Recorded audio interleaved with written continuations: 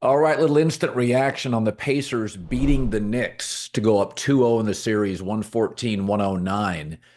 It's so interesting. I had Indiana's a better offensive team. Like they shoot the three ball better consistently. Points come easier for them. Some of it's Haliburton and some of it's just their bigs. Whereas Mitchell Robinson had a great first half. He's not really an offensive player. I mean, he's a disaster at the free throw line. It looks awful. The results are awful. Miles Turner is hitting threes in the corner for the Pacers, a much better offensive player than Mitchell Robinson. Karl Anthony Towns and Siakam are both gifted offensive players. I love Siakam's game, but Karl Anthony Towns is a complete liability defensively. So if you just take the bigs for the Pacers and the bigs for the Knicks, to me, that's the difference in the ball game. You've got Mitchell Robinson that's all defense, and then Cat that's all offense. Whereas with Turner and Siakam, they're more balanced players. To have, I mean, just think about how good the Pacers are compared to the Reggie Miller Pacers. Okay, the Reggie Miller Pacers, they made documentaries about those teams. Reggie Miller could shoot, and it was a bunch of guys you didn't want near an 18-footer. Everybody can shoot on the Pacers. Miles Turner's cranking up threes. Siakam's got incredible feet and hands for a big, runs the floor like he's a guard. Haliburton, Neesmith, they just got dudes, and just offense is easy for them. Haliburton in the first half wasn't scoring, but when you get into the second half, there's a reason that the Pacers are such a clutch team. They're great. The Knicks slowed the pace down tonight, so that really played to the Knicks style. But let's be honest, you need Brunson to hit a lot of tough shots. That's the New York Knicks offense. You need him to hit a lot of tough shots. And Karl Anthony Towns is a gifted offensive player. But again, you get into situations where really well coached teams. I mean, you have Carlisle's a great coach. You have Halliburton's one of the smartest players in the league. Then you have Siakam on the pick and rolls. They're just working Cat. Cat's a total liability. And the Celtics picked on him. The Cavs picked on him. And Indiana picked on him when they faced her in the regular season. And you can shore up some things. Again, everybody plays better defense in the postseason, but there are just some, your game is your game, and Cat's a bit of a defensive liability. Not a bit, he is. And so if you just look at the bigs for these two teams, it's a mismatch for the Pacers. Two really capable offensive guys, especially Siakam. The other thing is, Channing Frye was on my show a couple days ago on FS1, and he said, he goes, I don't really consider New York, when I played against the Knicks, New York wasn't a road game. Like New Yorkers just, they pump you up. They love great talent, and like they're appreciative of it. It's not a small town. It's Rucker Park, it's Broadway. You're performing for New Yorkers. And the truth is, Indiana is such an effortless, smart, well-run offense. They've won six straight road games. You get the same game out of Indiana, regardless of where they play. New York, they're only 2-5 in their last seven home games. So it's like, I mean, we got to be honest about this. Where Indiana plays doesn't matter. And it reminds me a little bit, I go back to the Showtime Lakers, and I don't know what their road record was, but I can remember watching the Lakers with Magic. Home and away just didn't, I mean, they were better at home, but when you're great offensively and points come easy, and you noticed the pace was very much in the Knicks' favor, but then all of a sudden you get into the fourth quarter, there's 6 minutes left, there's 5 minutes left, and the Pacers just keep moving the ball up the floor, and their bigs can run the floor, and they just get some easier baskets that the Knicks don't get. The Knicks, once again, are very reliant on Jalen Brunson hitting a great, difficult shot, which he often does. Hey, so we all make mistakes, but owning up to them is the right thing to do. So, Degree Cool Rush deodorant, right? Well, last year they changed the formula, and it did not go over well with their fans. So Degree's whole thing is it turns up the sweat and odor protection when you turn up the effort. And good thing it does, because Cool Rush fans really turned up the effort to bring the original formula back. One guy even started an online petition, and Degree listened. They admitted they effed up. They're bringing back the original Cool Rush scent. They're bringing it back, and it's exactly how you remember it. Cool, crisp, and fresh. It's back in Walmart, Target, and other stores now for under $4. There's a reason it's been the number one men's antiperspirant for the last decade. It's the same reason why people were not happy when it changed. So if you've never tried it, it might be a good time to see what the fuss is about. Head to your local Walmart, Target, and try the OG Degree Cool Rush for yourself. I mean, just to give you a sense of how dependent the Knicks are on Brunson, he's got 79 points in 2 games, and they're down 0-2 at home.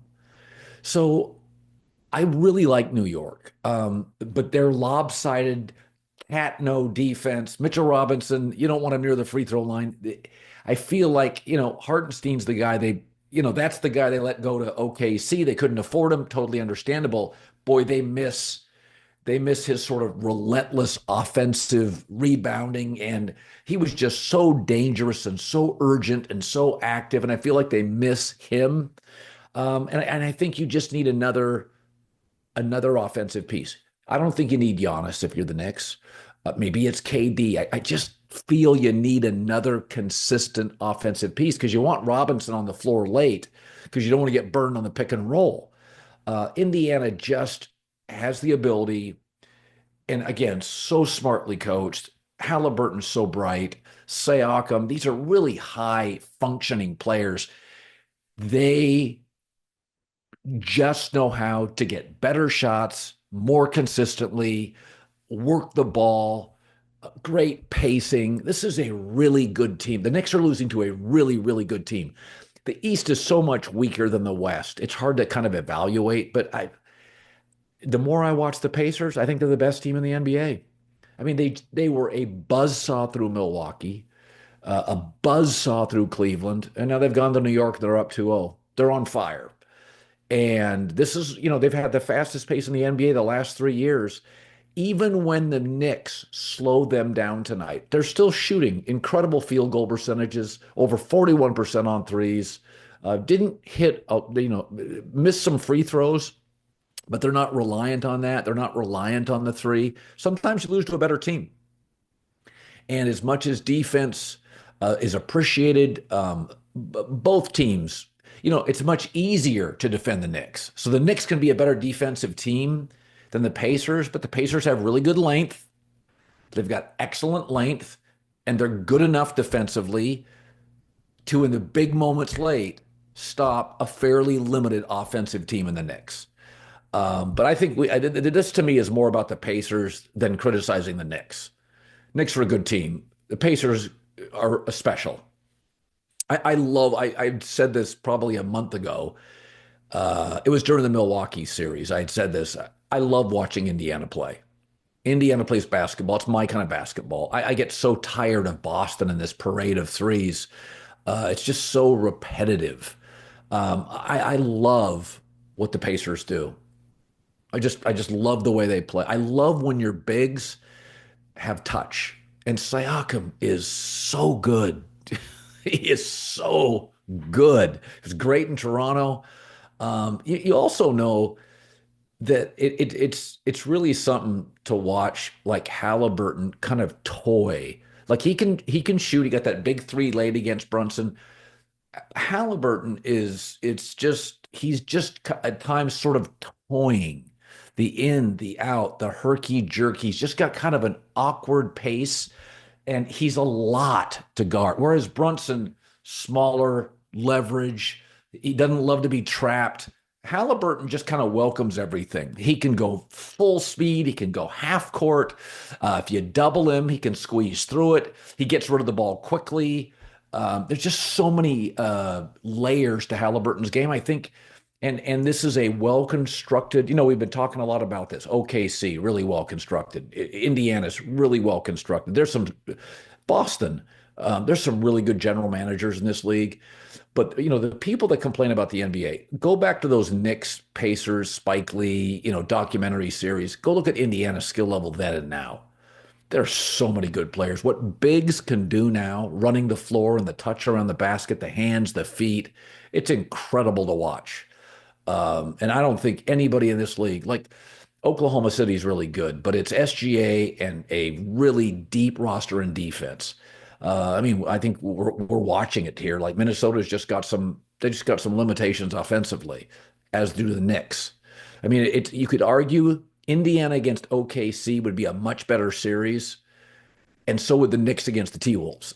Those two teams would match up really, really well. Like Minnesota, Mitchell Robinson, limited offensively for the Knicks. Karl Anthony Towns, limited offensively for the T-Wolves. Like the T-Wolves and the Knicks feel more similar, where you have one guy that you really trust to get points in a Brunson or an Ant, and then you cross your fingers on a Julius Randle and how much you get out of Karl Anthony Towns, who can get into foul trouble, who's atrocious defensively. OKC, Indiana are it's going to be Indiana's offense and OKC's defense. It's going to be a classic final. And I do think New York will go to Indiana and the games will be close. I think just the way these teams are built, but it feels like, man, you just need Brunson to hit big shot after big shot late. And Haliburton doesn't face that pressure. He can hit the shots, get it to Nesmith, Turner, Siakam. He's just got more offensive options. Sometimes the better team, especially offensively, the more gifted team prevails. And that's what I feel like I'm watching. Fast pace, Pacers. Slow the pace, eventually Pacers. Hitting big shots late. The NBA Finals are almost here, and every play could be the one that changes everything. This is the NBA playoffs. Heroes rise. Legacies are built. The action never lets up. And with DraftKings Sportsbook, an official sports betting partner of the NBA, you don't just watch the madness, you live it. I do. Back your favorite team. Ride with your clutch time killer. Bet in the buzzer beaters, the breakout performances, the game-winning threes. They have player props, same-game parlays. It's how you take your fandom to the next level. If you're new to the game, no sweat. Download the DraftKings Sportsbook app. Takes 90 seconds. Bet $5. That's it. $5. That's it. If your bet wins, you'll score $300 in bonus bets. Pretty easy. Download the app from DraftKings Sportsbook. The code is Colin, C-O-L-I-N. C-O-L-I-N. $300 in bonus bets if a $5 bet wins. Only on DraftKings. The crown is yours. And just a side note, these are the two oldest coaches in the NBA, Rick Carlisle and Tibbs. And the intensity and the urgency these teams play with. Every possession, 3 minutes into the game, every possession matters. Every possession. What I love about the NBA, you have, because these teams aren't young. There's some younger players, but you've got guys who have been around the league for a while. You've got really committed players on these rosters. Like, these players really care. And these coaches are squeezing every last ounce of talent, skill, and every last possession out of these teams. I mean, it's just great American sports. These rosters and these teams, man, they're not taking possessions off. I mean, I'm sitting there in the first quarter, and the first quarter was low scoring. Remember, in game one, it was like both teams shooting 70%. It was like AAU basketball. Nobody was guarding anybody. But I mean, the offense was just so highly skilled. It was just a track meet. And this game, it was low scoring, but the intensity, both teams playing just really intentional basketball, like every possession matters. I've said this about college basketball, even the good teams. Like Florida or Houston playing for the national championship, you can go 8 possessions and you just get bad shots. And there's just limitations on, who you want the ball getting into the hands of. I mean, you watch the Pacers, like every offensive possession, if you're not ready to roll, if you're not locked in, they're getting a great shot. They're getting a wide open jumper from the corner. It could be Miles Turner. It could be Nesmith. You have to be so on it defensively when you play Indiana, because they are ready to run at any opportunity. And if not, they're just going to move it. Everybody touches it. And if you're not zoned in, they get easy looks. They are a pain in the butt to face. Indiana's won 6 straight road games for a reason. Sorry to interrupt this great video, but please remember to like and subscribe. Thank you. Now back to the video.